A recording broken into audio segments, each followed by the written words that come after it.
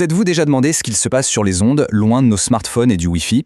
Il existe toute une communauté de passionnés, mais elle fait face à un défi immense. Aujourd'hui, on va décortiquer ensemble les chiffres de l'Agence nationale des fréquences pour comprendre ce qui se joue pour l'avenir du radioamateurisme en France.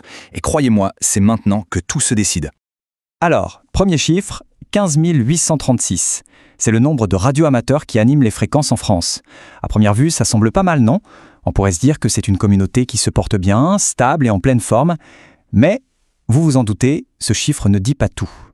En fait, cette apparente stabilité, elle cache une réalité bien plus complexe. Derrière ce nombre, il y a une communauté hyper soudée, des gens passionnés de technique, mais qui luttent un peu contre le passage du temps. Alors, plongeons ensemble dans les données pour voir ce qui se passe vraiment. Juste pour être sûr qu'on est tous sur la même longueur d'onde, le radioamateurisme, c'est bien plus que de simplement parler dans un micro.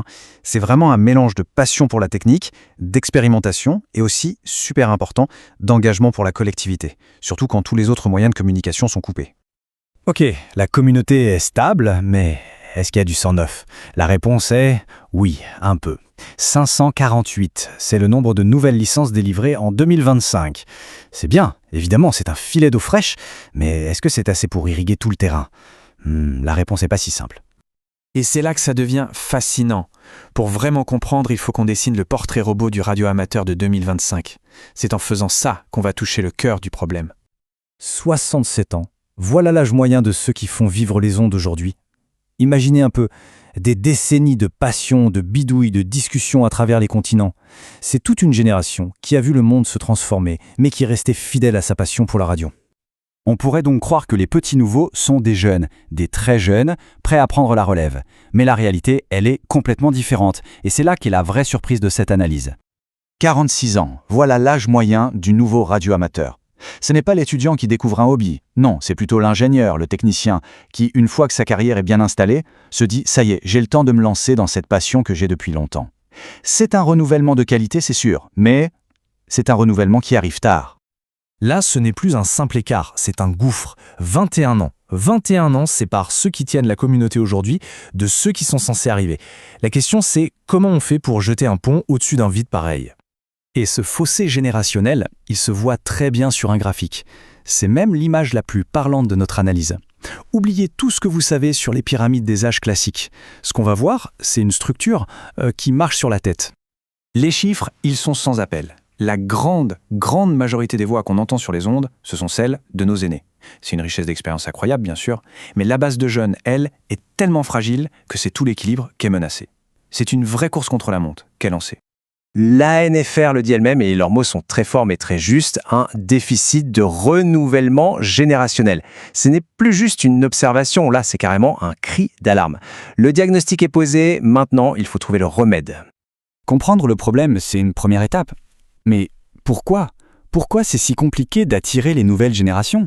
En fait, la communauté fait face à plusieurs gros obstacles. Il y a plusieurs freins, en fait.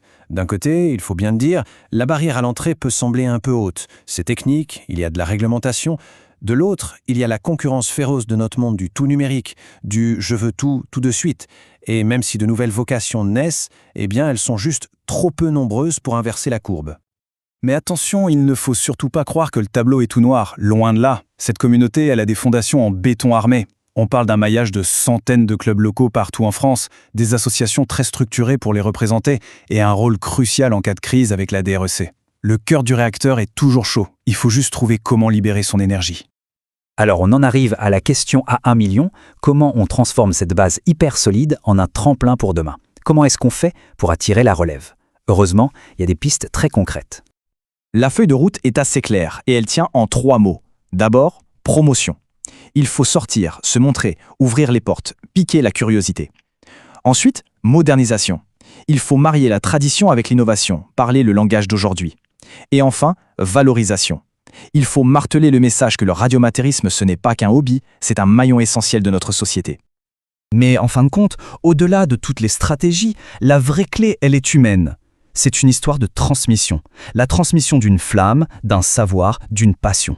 C'est tout l'art de construire des ponts, non pas avec des antennes, mais avec des mots, de la patience, et surtout un désir commun de communiquer.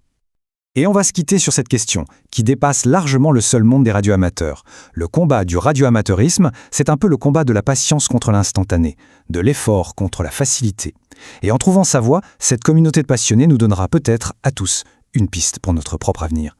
Merci de nous avoir suivis.